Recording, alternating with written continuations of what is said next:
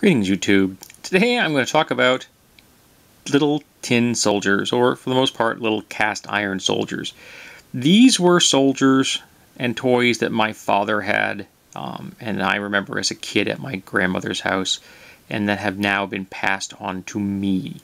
They range for a fairly wide time period, but most of them are from the era of World War II. And they're not in great condition, I freely admit this, but they hold fond memories for me. So here we have kind of almost a 19th century style parade look, and obviously it's got a hole in it, and it's not in the best shape. They weren't in great quality when they were new. We have an officer here of some variety. The hole in his head, I have no idea what was there originally. His legs broken off. I have the base, but he is no longer attached. Here we have a mortarman with artillery officer, a soldier of some variety. With the top of the mortar has been lost over the year. There's a little bit of paint left for there. We have a machine gun, and some of the paint is on the barrel there. And belt fed. Obviously a British style helmet, and a cook, and a nice little collar left there. And he's got a ladle in one hand. He got a little kind of a goofy smile on his face. Here we have some type of an officer. I'm not really sure what that could be. A flashlight of some variety on his. He's kind of holding it in one hand. There's a little bit of paint left on his face. Obviously, these helmets are of the British variety. And then we have a motorcycle that's in horrible shape. I mean, it's just abysmal condition. The shaft is completely out here. There we go. But it was. I always liked this one as a kid. He was in better shape when I was a kid. I remember that. I don't know who else has been playing with these. Here we have two soldiers in some sort of caragol, because they're paddling with this device, and it's like an inflatable raft of some variety. It's hollow, and again, there's a little bit of paint left on those guys' faces. Here we have just the classic soldier at attention with his rifle. And it looks pretty intact, and the leg wrappings. I always liked the leg wrappings. I thought they were kind of cool. Here we have another food-related individual with a bag full of potatoes, and he's peeling, looking somewhat forlorn. He's sitting on a box peeling potatoes. And you can see this is obviously dented in and not in great shape. Now this one I think is made out of Bakelite. It was originally an ornament. I think it was a Christmas ornament. And I think it's Bakelite. I really do.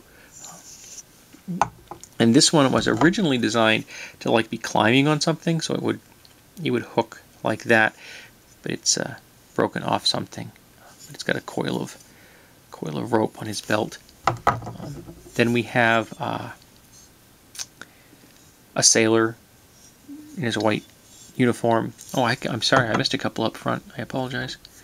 This is the machine gun, heavy machine gun, which the barrel is missing, and I really remember this as a kid. This is very iconic to me. The barrel was present when I was a child. And then we have this little plastic set. I think they're plastic. I can't quite tell what they are. But the Navy, Air Force, Marine, and Army, and a very colorful flag. This was also an ornament. I think my grandmother had collected it. And then we have a soldier marching with a flag, which has some color left in it. But then we have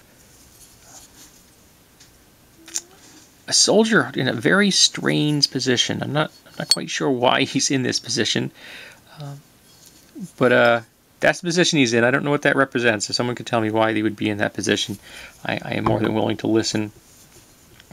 Here we have a naval signalman with the red and white flags, which I don't have any idea what they mean.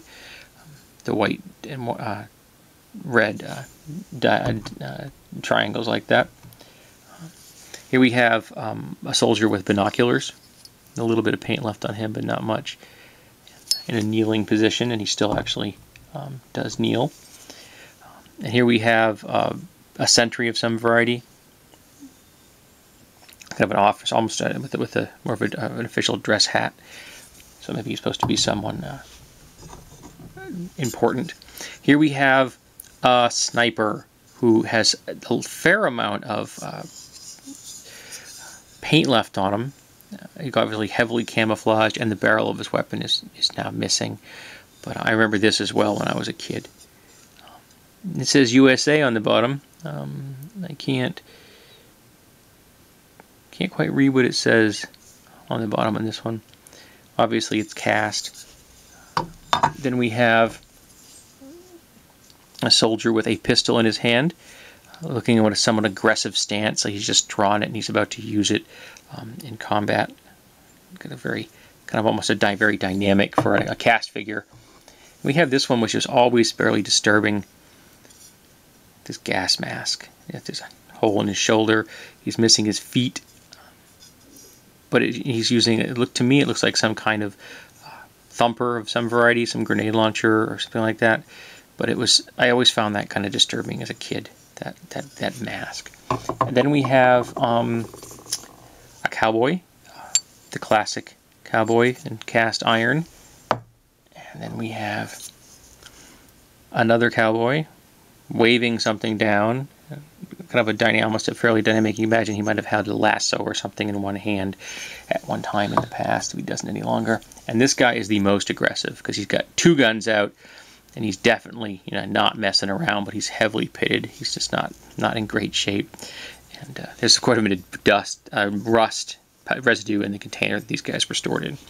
But these were my father's, and now they're mine. And this right here, my father tells me it was some kind of a mortar. You'd actually put like smoke powder in here and you set it off to make signal flares or something. I'm not sure. It was a toy that was, completely and utterly inappropriate for us now. No one would allow kids to have incendiary devices, but this is what they used to play with when he was a kid back in the late 30s and the early 40s. But these are the Toy Soldiers I have in my collection. I thought people might be interested in seeing them, even if they aren't in great condition. And if anyone has any Toy Soldiers of their own, I'd love to hear stories about what you've got.